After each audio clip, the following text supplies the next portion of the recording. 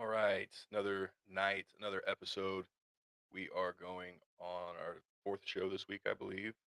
Tonight, we will be going through our defensive prospects and kind of laying out their grades, what PFF has them ranked, as well as where we have them ranked. What do you feel about your offensive ones from the other night? Feel pretty good. Mine didn't really line up with PFF too much, which actually makes me feel good. Uh, I'm not a big believer in their player rankings, uh, or even really when it comes to their like grades. When you see player grades and their ranks, but I feel pretty good about the offensive ones, especially coming off last year where I feel like we were right more than we were wrong. Uh, Only time will tell, but I feel good about them. Yeah, it's one of those where I feel like some of the defensive spots are a little deeper. Obviously, the running class, in my opinion, is the deepest. But then when we were even looking over some of these rankings and grades earlier, you start realizing there's some really good defensive players out there. Yeah, and kind of same with offense. There were some that were deeper than others, or a couple positions that may have been more top heavy, but um, there's a lot of good talent in this draft. Uh, Outside of the quarterback position, uh, I think it's teams who need defense this year. It's a good year to need it because they're kind of loaded across the board. Yeah, and going through some of the defensive positions, and we'll start here in a minute.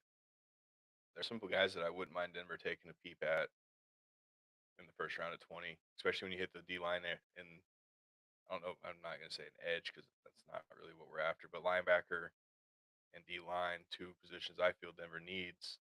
There's some pretty good guys in that group. Yeah, and it's even one of those two where you can also wait a round or two on a couple.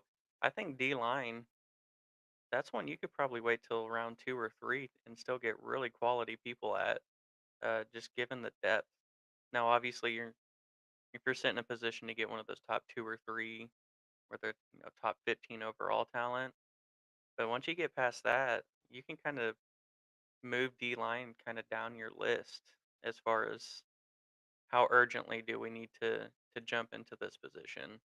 Uh, just because it's specifically interior D lineman, that is extremely deep. Like if that's a position of need, you can pick some back to back picks in like rounds 4 and 5 and get what would typically probably be a round two, round three talent, just given how much there is. So uh, interior D line is one of those positions. It's also a good year to need those.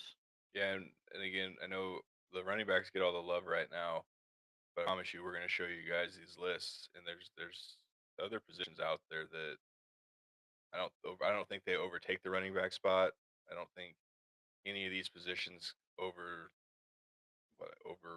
or over outweigh what the running backs have. But as far there's going to be some really good defensive players, and I think we're going to find there's some all pro level players on the defensive side of the football that I think we're gonna see right away. Yeah, I think I mean, not to just get specific, but if I had to guess, you have 3 to 5 people at every position on defense who are immediate high impact players. No matter where you get them, I think you have at least five ish where you can draft them and expect them to play right away and have an impact. Um, and it's crazy to me, right? Like everything offense, besides running backs, we said like yes, there's some depth to it, but it's not that heavy.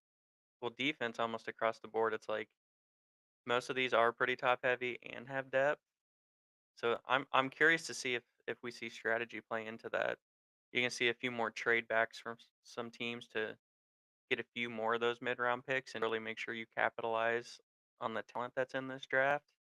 I think you'll see a very active NFL draft, even compared to normal, just from teams moving and grooving. Maybe somebody falls more than they expected, so they want to move up to get them. But then they'll have another pick, and they're like, okay, now we need to kind of recoup what we lost. Let's trade back a little bit more. So I think it's going to be a fun NFL draft. I mean, it usually is, but just with how much talent, I think it's going to be a wild NFL draft this year. Yeah, and I know the draft's a few days away. It's a big sports weekend. We watched golf today. Justin Thomas kind of choked, I guess. Had some really bad shots. Scotty was missing some putts. We flipped over to the Nuggets playoff game. They were down 15, came back. I believe they won. They did. The Cubs won earlier today again. They didn't give up 10 in the eighth, which is still weird that they gave up 10 and still won. And the Cardinals got shut out. Sorry, St. Louis fans, but the Blues are playing right now. We have that game going to our right. They are up 3-2 in the second period. I think with 12 minutes to go Yep. against Winnipeg, best team in hockey record wise. But the Blues off to a good start. A couple power play goals, one by Robert Thomas. Your boy Sonny had the other goal. I didn't get a chance to see. I think it was Kairu had the third goal. But again, we saw how fast Winnipeg scored as well. So it's been a busy weekend. I know we have some of our friends who follow us on Instagram that are real excited for WrestleMania is in Las Vegas this weekend. I know there's a lot of excitement built around that one. So again, enjoy WrestleMania to those of you who watch wrestling. Fun weekend. It's what it's all about again. But without further ado, anything else on the sports front that you want to get? No, I mean it's always fun to be a sports fan, but this is one of those times, like right at the end of March Madness, when you start getting playoff sports with the NBA and NHL, you start ramping into the NFL draft, which is when I feel like the NFL offseason kind of takes that next kind of jolt forward. Uh, I don't know. It's always a great time to be a sports fan, but it's a real beautiful time now. So just gonna try to soak it in and enjoy it as much as I can. When you think back, Masters Week last weekend, that was Classic. a classic tournament, and it kind of set off what is going to be a really good, hopefully, the rest of April, unless you're a Royals fan. Um, but again, enjoy your sports weekend, enjoy Easter for those of you. Hopefully, the Easter Bunny as well, and treat you guys perfectly. All right, let's dive in to our list again. Still working with new software, so we're not going to keep these up for long. Just enough and just long enough for us to kind of get our point across. Is there a specific position you want to start with? Let's go ahead and just start with Edge. All right. So on these pictures, you're going to see our rankings off to the sides. PFF is in the middle. PFF was pretty straightforward with this. Abdul Carter was number one. I don't think we really had many disagreements as far as that goes. Is there any surprises on your list you would like to talk about? Yeah, I think I've been pounding the table for this guy for a little bit. The Nick Scorton one and James Pierce. I feel like PFF had him, I don't know, 5-6, I believe, or 5-7. Um, Again, they probably nitpick, right? Like they spend hours and hours probably diving into measurables and different things. But like just for me, going off the eye test, what I've seen against level of competition, after Abdul Carter, I don't know how you don't have Scorton and James Pierce the next two.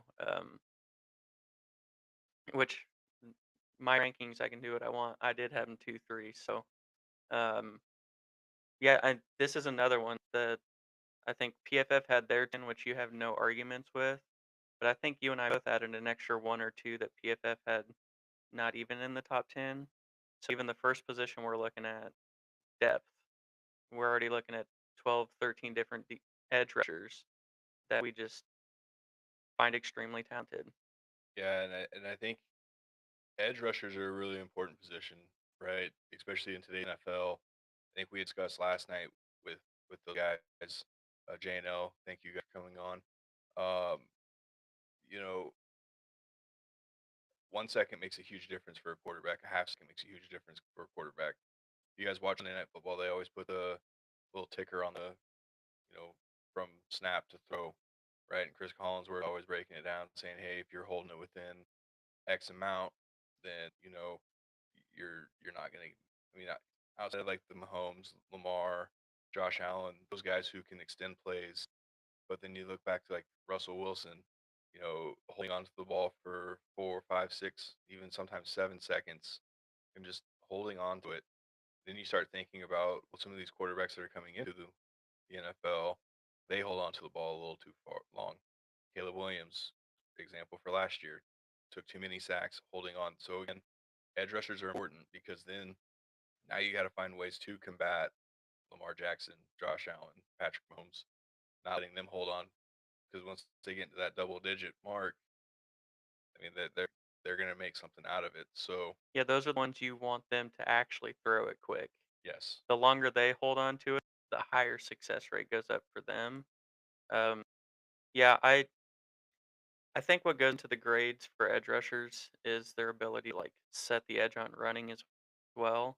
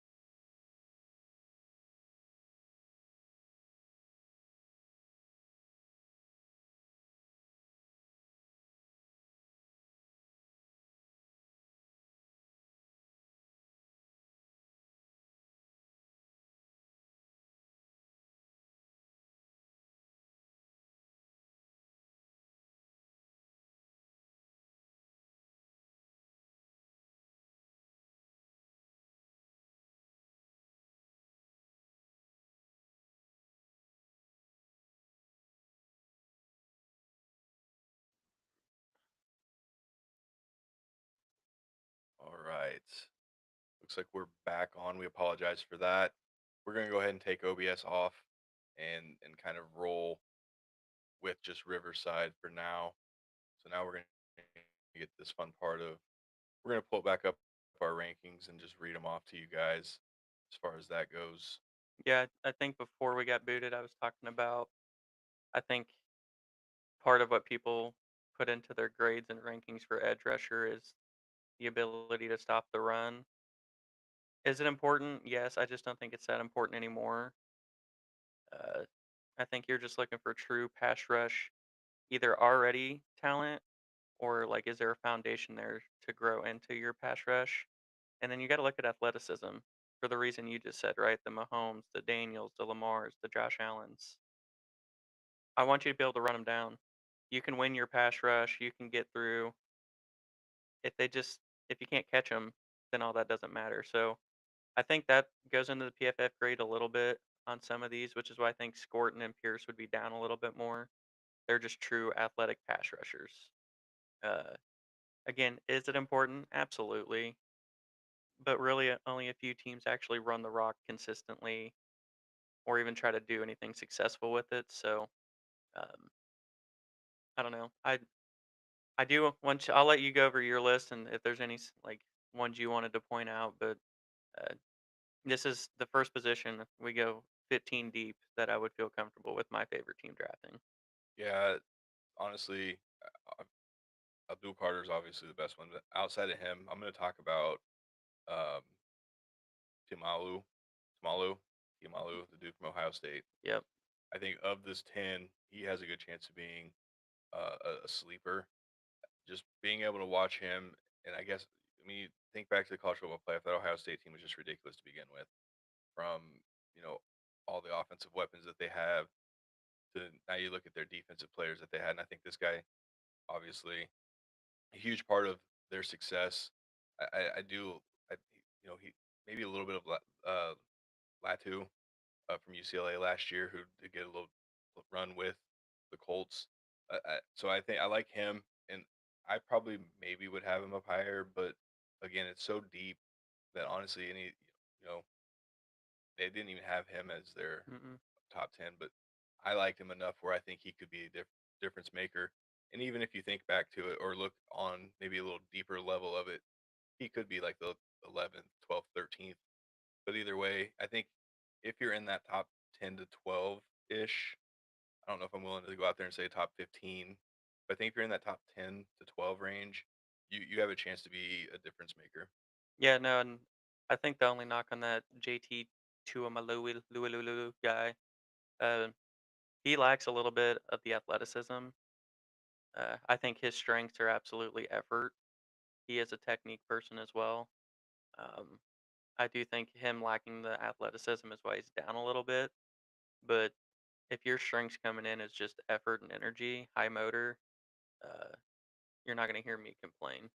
Uh, and I wanted to call out Landon Jackson. That's kind of what he is when I think of it too. Maybe a little more athleticism, but that dude doesn't matter. He's going to run through a wall, play after play after play, 70, 80 snaps a game. Productive, maybe, maybe not, but he's never not going to try. Um, so I kind of I have him, JT, and then I have Josiah Stewart from Michigan, who's kind of the same. High motor, little undersized, uh, but I tend to lean towards the effort and energy guys. So that's why I have those three, 8, 9, and 10 in my top 10 because there's always a place for those kind of people on a team.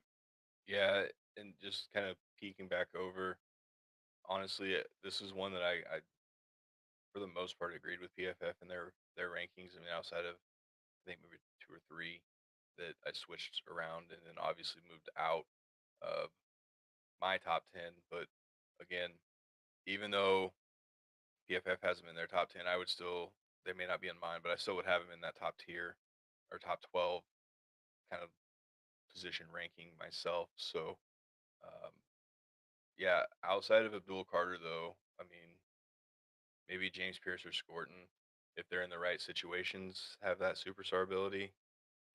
I think Abdul Carter has a chance to be better than Micah Parsons if he's healthy enough.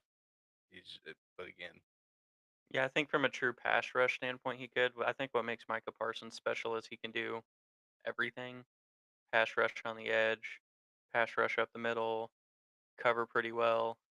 Um, but just as a pure, pure pass rusher, I don't see why not. Uh, Obviously, health is a big thing for Abdul Carter, but there's a reason he's going to be one of the first couple picks. well, and I think if he does end up going to the Browns, he's got a chance to learn from Miles Garrett, kind of the work ethic, what it takes to be great. So I think if you pair him up with a Miles Garrett, that I'm not gonna, I mean, sorry, but luckily their offense probably won't be able to keep up points wise. But you never know, Joe Flacco. So moving on to our interior D line, I'll go ahead and PFF has Mason Graham, Walter Nolan, Grant, Nomar Lott, Talik Williams, Derek Harmon, Alexander, Sanders, West, and Turner. That's their top 10. I have no arguments as far as that goes with their top two. You have someone different at number two. We'll have you go through that. Yeah, I think uh, I'm not per se a Michigan fan, but I do enjoy Michigan, so my bias might be showing a little bit. I like Mason Graham one and Kenny Grant second. Uh, a little bias maybe, but I think no matter, well, I guess you disagree. I think Graham, Grant, and Nolan are by far away at the top three, and then I do think there's a little gap between the next set. But I think those three, no matter the order they go in, are all Pro Bowl, All Pro caliber players. Uh, I probably put Grant second just because of my Michigan bias, but the top three interior defense alignment in this draft are absolute ballers. I know it's to some people it may not be a sexy pick. To me, absolutely, like this is what makes teams sexy to watch are the big uglies up front on both sides. And this is a draft. I'm telling you, this interior deep. We only have a top 10. This one truly does probably go 15 plus deep. Obviously, once you start getting to like 10 to 15 range, it's a little less like every down, all pro level, but still more contributing. Uh, but I absolutely love this position. Chiefs need some in this draft, and if we could double dip or even triple dip from this list, I'd consider it a victory. Yeah, I have Talik Williams number three, and mine I have Graham one, Walter Nolan two, Williams three, and then Grant four, and Harmon five. I know I did my well, mock draft for Denver at 20. I went Luther Burden the first go around, and then I went running back second. Honestly, in the end, if Denver wants to take any of these top five guys at 20, yes, all day. Especially if one of the top three falls, Sean Payton better sprint that thing up. Yes, yes. You're not. I love Zach Allen. I really do, and what he's been able to do in his 2 years at Denver. Fact is, this dude's gonna get north of $25 million a year. Denver's not really there as far as they still need to pay Nick Benito. That we're starting to we're starting to see these other young guys that we've drafted. They're coming up on contract here. There's no harm in taking a Walter Nolan. I I think there's a 0% chance Mason Graham falls to 20, but if he does, yes, I'd be so sad. yeah, no, I don't see Mason Graham getting past the Chargers. Um, if he's, you know, I guess if he To uh, me, he's a top 10 pick. So if he's exactly, anywhere near 20, I'm gonna cry. yeah, I really want Walter Nolan or Talik Williams. I wouldn't be upset if it was Harmon either. I just think in the end, you got to build the depth. There's no harm in having this guy and play behind DJ Jones, Zach Allen for a season, and then who knows? I mean, maybe Zach Allen doesn't command 25 mil a year, but are you really wanting to risk that? It, D lineman, it's Y- The Chiefs were held hostage with our one interior defense alignment we had. Granted, Chris Jones and Zach Allen may be a little different. Statistically, they're pretty similar, honestly. yeah. Last year they were very similar. Yeah, so that they know that, and their agents definitely know if they can hold you hostage. Yes, And there's no hate towards Chris Jones for me on that. Like you're playing the cards that are dealt. But to what he's saying, they can absolutely hold you hostage.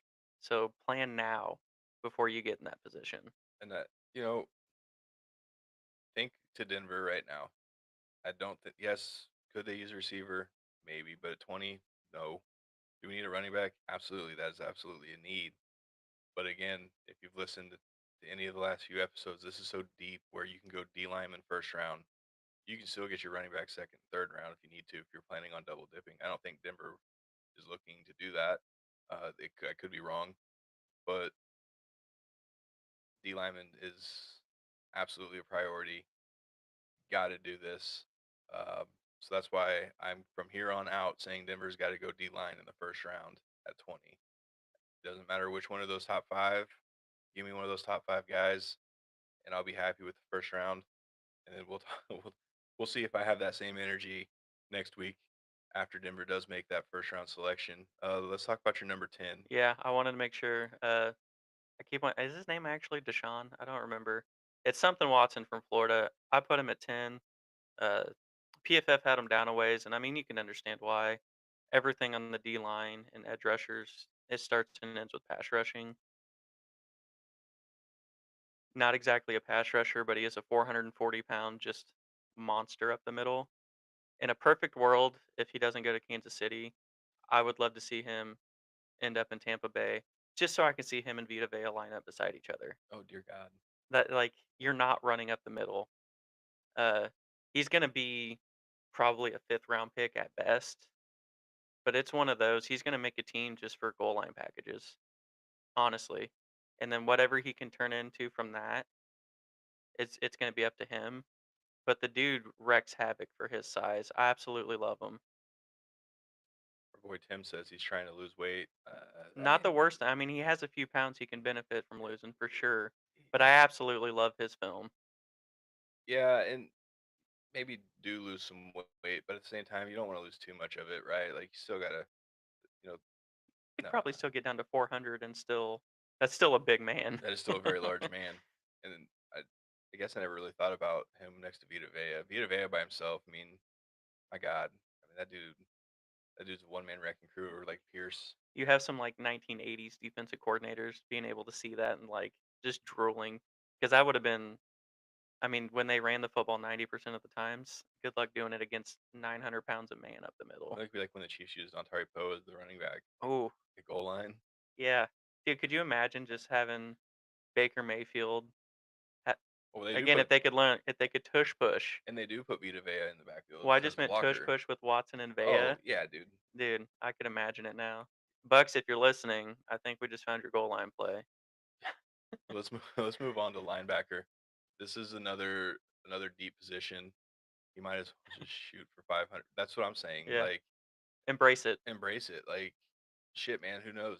Yes, you may only be a one down back or a one down type of D lineman, but at the same time, like great. I'm gonna quiz you and see how good your memory is and how well you know. Do you remember who one of my favorite D tackles was in the past? Had an awesome nickname, Oh god, dude. Snacks. Oh yeah, That's kind of what this Dana dude Harris. could Yeah, turn into, right? Like nothing sexy, but still just a quality player. Will he be top 10? Will Watson actually finish top 10? as a D tackle, no. No. But I just wanted to make sure I threw him on there just A to give him love, to let people just be aware of him and kind of just keep an eye out because I think he's going to be a fun just story to follow. Yeah, no, he is, and I remember them showing videos and highlights of him at Florida.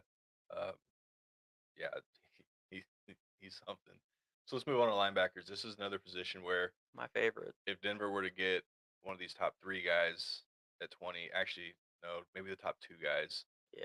at 20, I would be okay with this. So it's a Jihad Campbell, Walker, Knight Jr., Swessinger, Chris Paul Jr. I didn't know Chris Paul had a son. Bassa, Carter, Kaiser, King, Simon to round out PFF's top 10. I do like Kobe King as like a third, fourth, He's a maybe sneaky one. I think even like a fifth round guy from Penn State. I remember, watching Penn State often. I don't. Oh yeah, we did. We watched it because of Andy, Yep. KU's old offensive coordinator, going to Penn State. Um, I like Kobe King, and I like a couple of others. Um, and then our guys over here, Carson Schlesinger is a monster. Yeah, he is. Um, I actually put him at number 6 on mine. I removed him You from the top removed him 10. out of the top 10. It's his list, I guess. It's a this is another I've been saying it before college football ended. Inside linebackers is absolutely loaded in this draft. So even though I don't have him in the top 10, the dude's he's still a good player. This is just I know inside linebackers is a dying breed, kind of, but they're still one of the most important people on your defense. So it's a common theme for defense. It's a good year to need this position. It is, and I like Kaiser out of Notre Dame. Uh, yeah, Notre Dame defensive players. Kyle Hamilton, and then we'll get to another one here shortly. But I like Kaiser as more of like a depth piece. Honestly, with Denver, he could honestly probably come in and start. As bad as Denver is, with linebacker position. So Kobe King, Kaiser, those are the guys that I would like in the fourth or fifth round. We know that they're going to play special teams, and that's good. To start, right? They're not going to come in and be the glue guys right away, but there is a guy on our top 10 that I do think could come in, and I think he is like a late day, probably I would say maybe a day 3 guy, Danny Stutzman from Oklahoma. But I do think this guy could come in, and I do think he could play right away, um, depending on obviously the situation and who takes him. Talk about a high motor guy, Yeah. right? Obviously, we don't watch Oklahoma football often, but we do have family who are Oklahoma fans, and so we do kind of pay attention to Oklahoma a little bit. And there's always that he was always one that kind of stood out. And you think back to like the lineage of Oklahoma linebackers, right? They're not going to come in and do much in the NFL. This one's a little different. Yeah, no, I think at the his floor is just an apt like a basically a high floor special teams guy, but I actually think he can work himself into like a Drew Tranquil uh type role, which that's not a like Drew Tranquil's a very important player. He's made some money. It's one of those that no one's ever going to mention him, but fans of the team or the people who watch the team, they're aware that he plays for them and realize how important he is. And I think that's exactly what Stutzman will be. Like, is he going to probably be the first player you think of with whatever team he goes to? Probably not. But before it's all said and done, he's going to have an impact, and people are going to realize that a lot of the good things that happen defensively are because of him. And I think of him as an Alex Singleton type player. Obviously, he's a little more stacked than what Singleton is. And then obviously, I'm not sure what Singleton's going to look like coming back from his ACL injury.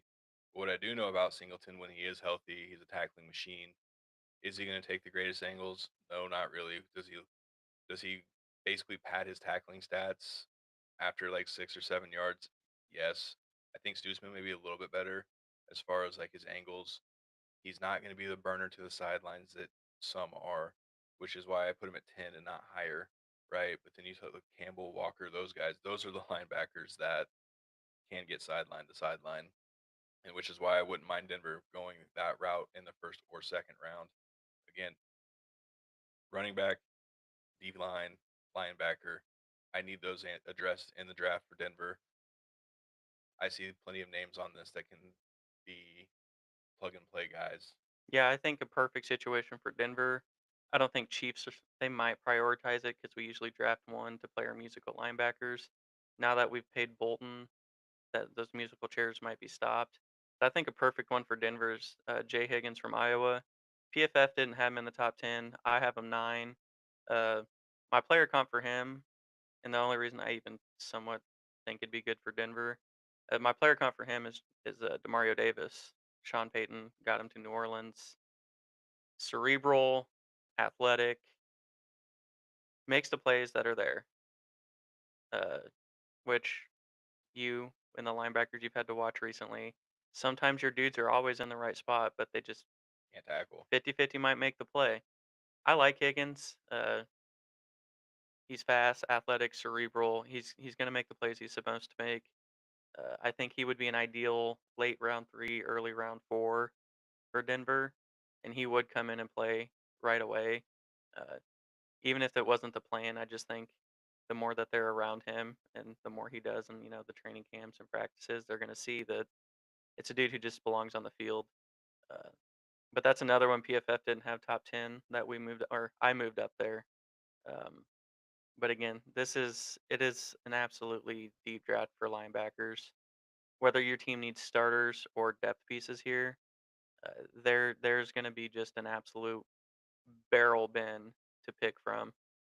If you can't get one of those top ones, like at the top of the draft, Walker and Campbell, I think you are better off waiting for that Kaiser, King, Higgins, Stutzman area to not overdraft, but get a real quality player. Yeah, and for an update for you who care about hockey, Blues are up 3-2 at the end of two. They're in intermission right now. Blues looking to take game one. They're 20 minutes away, so we'll see how that goes. Do you have anything else on the old linebackers before we move to one of our favorite positions? Well, I mean, all of defense is my favorite position. Linebackers are my absolute favorite, so I really hope I'm just not wrong on it 'cause I don't want to lose any cred that I have at the linebacker position. But no, I nothing more to add to the linebacker position. So let's go corner. And obviously, one of your favorite players in the draft is on this list. So we'll go PFF. They have Hunter, Barron, Johnson, Amos, Morrison, Hairston, Revel, Porter, Thomas, and Strong. That's their 1 through 10. You're a big Will Johnson guy. I'm going to give you the mic and let you have your Will Johnson moment. Yeah, I mean, shame for Travis Hunter being in the draft, right? Like, you're never really going to have an argument on why someone's better than Travis Hunter. When it comes to just pure cornerback play, though, I mean, I still put Travis Hunter one, but if we're just talking pure cornerback play, I would put Will Johnson one. But with that being said, just a big dude, fundamentally sound, maybe a little. I mean, you can say he's come back from his injury. You don't really know till you get into like game speed, game action. That could be a little worrisome, but he's got what you need: technique, size, speed, ball skills, tackling. Uh, one of the and I don't use draft this term for people in the draft very often. I think Travis Hunter and Will Johnson are two surefire draft picks. Um, no matter where they go or where they end up, they're going to be quality ass players. When I think back to Sancherso, who you were high on last year too, and I think you may have actually had him in your top two, top three. I don't. We obviously don't have that list anymore, but I know that you were kind of beating the drum for Sancherso, and then the Commanders got him, and he had a really good rookie season with the Commanders. Is Will Johnson at that level, or No, he's is better. you think he's better than Yeah, Sancherso?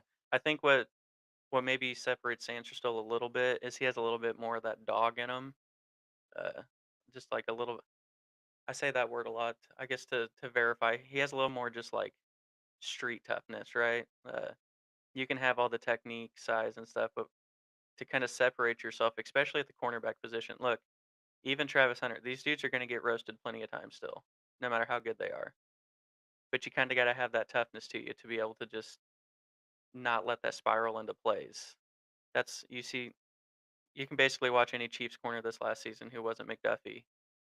One bad play turned into just a bad season for most of the corners. So I think I guess I don't see that dog in Will Johnson. He has all the fundamentals and all that down. But I think what made me just so sure on Sanders still was like he just had there's something about him. He was a football player, Mhm. just that toughness. That might be the only thing that would separate him. But as far as just pure football talent goes, yeah, Will Johnson is one of the better corners that I think will be drafted in the last few years. Yeah, and looking at the top 10, honestly, I know PFF has Barron as number 2. I don't see him as a first rounder. Maybe. I guess if it is, it's gonna be maybe the 28 and That beyond. Chiefs range. Yeah, like Chiefs range. Chiefs could use a player like that. I Will Hunter or Travis Hunter and Will Johnson aren't gonna fall that far. God, I hope that Th- Will Johnson doesn't fall that far. That'd be cool. Chiefs won't draft him. Bills. Oh well, We would trade with the Bills. that's true. I'm I'm not big on Barron. I think he could be, we'll call it fringe first rounder. I wouldn't put I wouldn't make a bet that he would be a first round pick. I know certain ones say yes, certain say no. But I had Hunter 1, Johnson 2, and then my 3, Barron, Amos, Morrison. All those guys I think are second, third round, and then you get down to like 7, 8, 9, 10. Those could be anywhere from third to sixth. Like, you could even throw a seventh rounder in there. I don't. This this position's tricky, right? And we talked about this with the guys last night. Of cornerback's really important, right? You're getting into an NFL now where teams have more than just one receiver. Not only do you have to worry about ones and twos, but you have to worry about the slots. Now, on top of that, now you're throwing out tight ends who are lining up in slots, and you even have some tight ends who are lining up on the outside. So now you got to make sure that your cornerback depth is there. So you can't just have one and two corners. You got to have your third and fourth, right? Yeah, and the hard part with corners is you hope all these corners are really good. You just hope they go to situations where they're put in the right spot. Like even think about Cooper DeJean. He was okay as an outside corner, but that whole defense team and his individual just And he wasn't even a first round guy. And there's no one on this outside of the top two. None of those guys are better than Cooper DeJean. He wasn't even a first round pick. yeah, but even with him, like Eagles are smart enough. As much as I don't like them, they realized him on the outside wasn't quite right, so they moved him inside, and that changed everything. Right. So some of these dudes, Barron, if he goes to a team and they try to have him be the number two outside corner, may or may not work. If he goes to a team where he can be the slot, may or may not work. These dudes have to get to a position where they know how to be used. I'm with you. I'm not as high on Barron. I like Morrison and Hairston a little bit more. Yeah, you had Barron at 5. I like the bigger corners just because if I'm drafting first couple rounds, I want them to be able to come in and be my number two. So that's why I tend to go kind of the bigger outside corner preference. But I agree. I think the top five on this list are all quality players, and that includes Barron. I have Barron at five. All That's those dudes, as long as they come in and get put in the right position, will be big impact players. Yeah, and I mean, these guys would be good starting off as your fifth corner, right, on your depth chart. Get some special teams run, maybe even some practice squad time for a year, two. And you never know what happens. But it's a position where and we saw it with Denver last year. Riley Moss is having a really good season, gets hurt. Now we have to start plugging guys in, and you see the drop off. Pat Surtain gets hurt and has to miss a couple games due to concussion. We saw how much Denver fell off on that just based on the lack of depth at corner. I do like Denver taking a corner uh, later on in the draft just to kind of build depth. We have some good young ones, but none that I'm quite sold on yet. And again, you got to be able to have more than one corner. Chiefs, Chiefs had McDuffie, but then Watson was okay, but then he breaks his ankle, right? Then you kind of see the fall off with Nazi and some of those guys. Was it Shamari Connors or Who else am I We had thinking of? Nazeeh Johnson, Joshua There you Williams. go. We even had some Carson Wallace play. Uh, yeah, both of our teams were pure examples of why you need more than two or three corners. Yeah, Barron could be there at 31, and I don't think that would even be a reach because again, I still think he's a fringe. So if you were to pick him at 31, Nah, maybe, but again, mostly because I think Morrison and Hairston would still be there. that's true. And Harrison's kind of a big body guy too, so I mean, he fits the mold. I would prefer taking one of our like 7 through 10, or the ones that we have ranked like 7 through 10. I'd rather take those in like the third or fourth round. I know it's a huge position for the Chiefs. We did get Fulton, so not quite as big of a Yeah, need. but he's gonna be a slot. He is, which is why I think getting one of the bigger ones to go outside. I would still not put it as. I think we have bigger glaring holes than corner to draft one at 31. But drafting any of the ones we have kind of down the list, round 3 or 4 or 5, that's kind of where Chiefs have kind of hit their corners anyway. Uh, would be my preference if you can't get one of the top two or three. So let's take some time. You're 8, 9, 10. My 9 and 10. Um, KU, K State guys. Um, we do spend a lot of time talking about the KU guys, and we're especially going to spend a lot of time talking about two of these guys. I do want to touch on Jacob Parrish real quick because he played at K State. He, he's really good. Uh, yes, ninth and 10th, somewhere in that range. Some have had him off the top 10. I still like him on the top 10. Uh, K State defensive players are usually pretty solid as far as that goes. I do like his ability. He is aggressive at times, but most young corners are. But this is a guy who you get him in the third or fourth round. I think he could end up being a plug and play guy. Maybe not right away to start the season, but I do think he finds his way onto the field as the season progresses. Yeah, and because as much as we don't like to say it, K State guys come in really close to just ready to play because they're just fundamentally sound.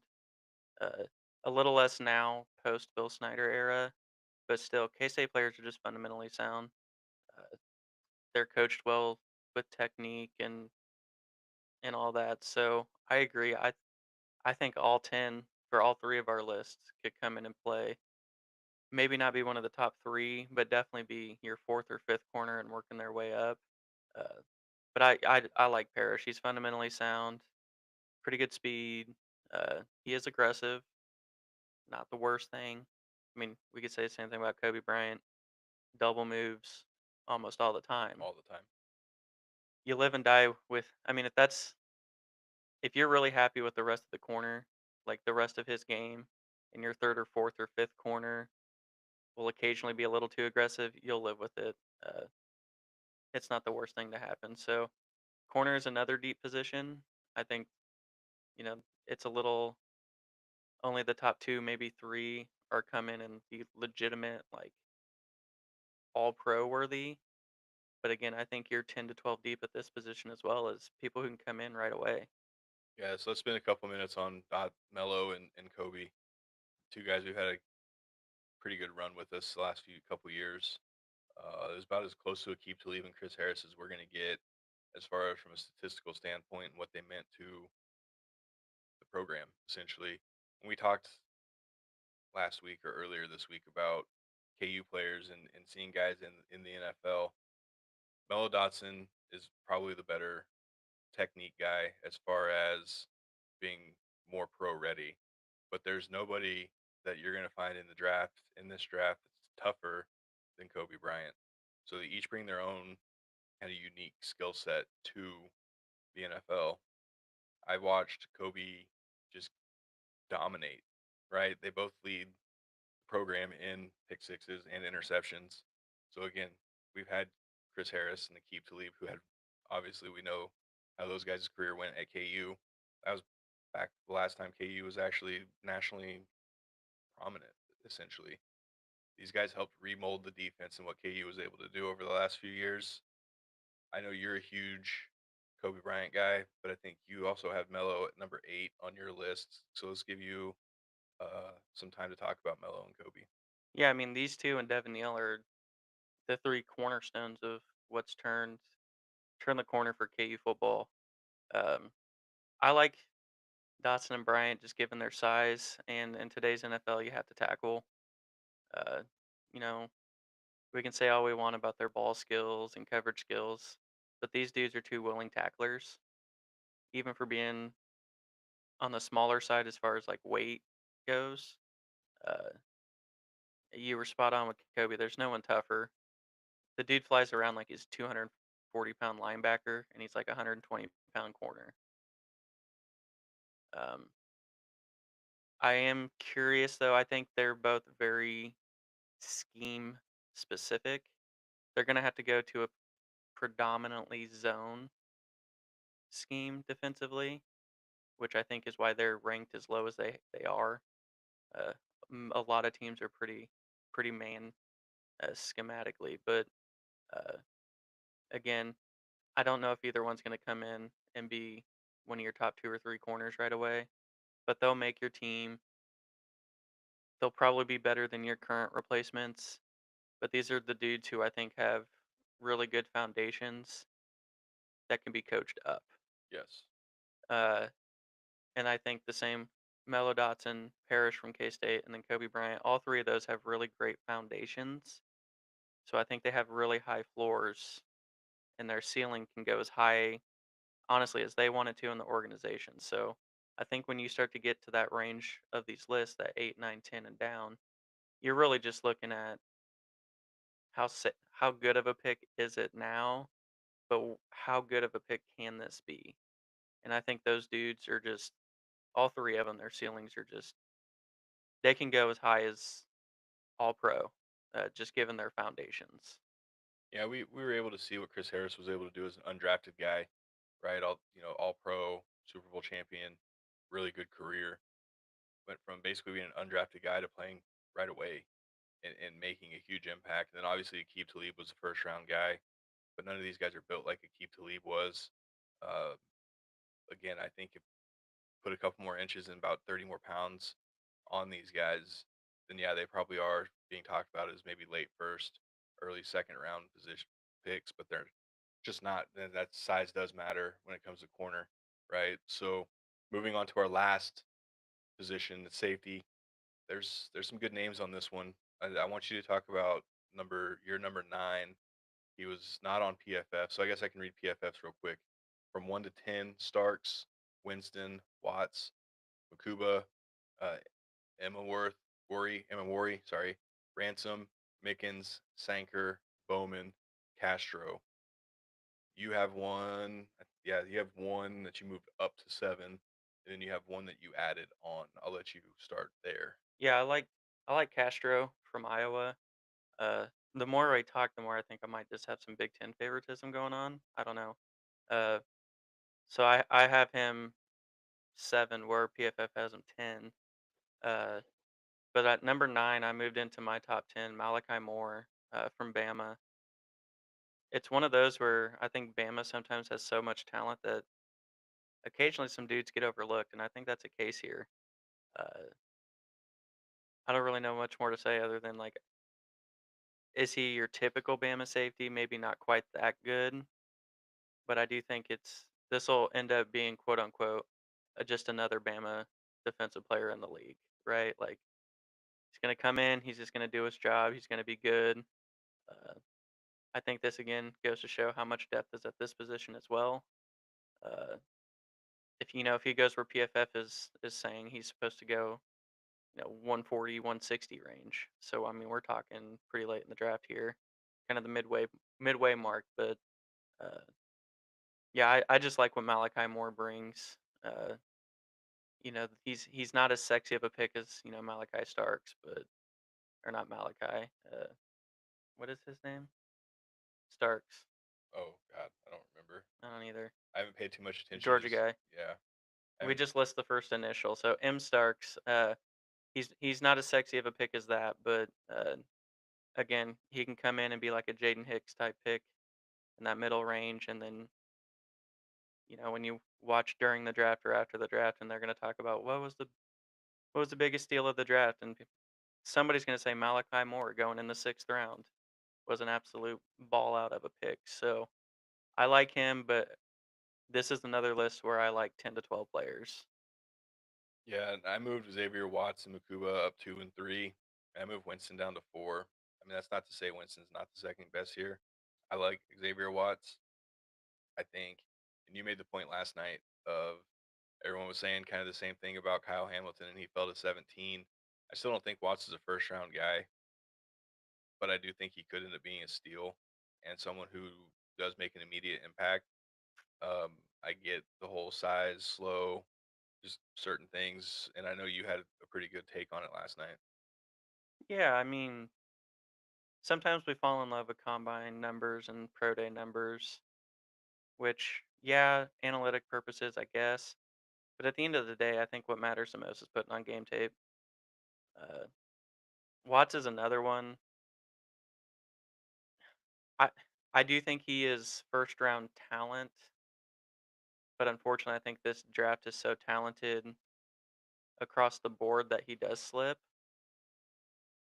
He is going to be a really good pickup in the second round for someone. I think him and Eamon Worry, both of those dudes are going to be high quality round two picks. Uh, again, safety's probably down the board a little bit as far as uh, positional importance, which is why I think they slip a little further down the overall board than some others. But yeah, I think the top three picks, Starks, Watts, and Eamon Worry, all really quality. I don't want to say safe picks, but just where they're going to go, it's going to be just incredible value. Yeah, safety is on my wish list for the draft, not in the first round, obviously. If we could find a way to get Makuba in the third round, that would be great. I don't know if he makes it to the third round, um, but I don't want a first round safety. I don't really think maybe Starks, but outside of that, I still wouldn't. I still don't think any of these safeties are going to get taken in the first round. But again, there's enough depth here where you can get one in the third, fourth, or fifth round and be happy with what they do, even if that means they're a special teams guy for a year or two.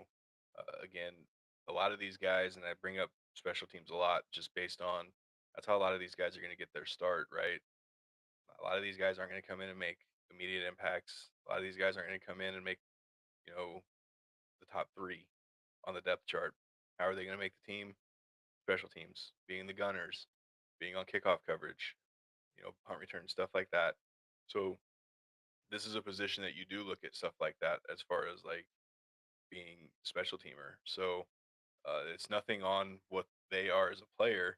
It's just you got to look at the bigger picture here, and a lot of these guys aren't going to be starters right away. They're probably not even going to be starters in the first couple of years of their career.